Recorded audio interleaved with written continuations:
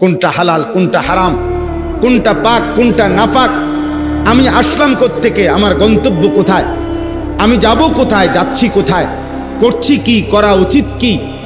আমার আগে যারা মরতেছে তারা কই গেল, প্রতিনিয়ত যাচ্ছে কোথায়, আমার আব্বা কই গেলেন, আমার দাদা কোথায় গেলেন, আমার আগের পৃথিবীর মানুষগুলো কেন দুনিয়া ছাড়লেন।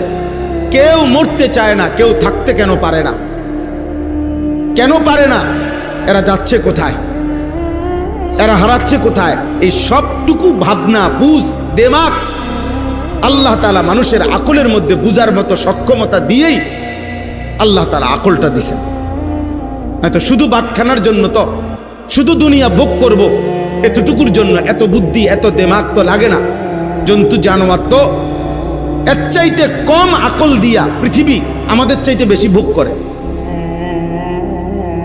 একটা হাতি 250 কেজি খাবার খায় একদিন।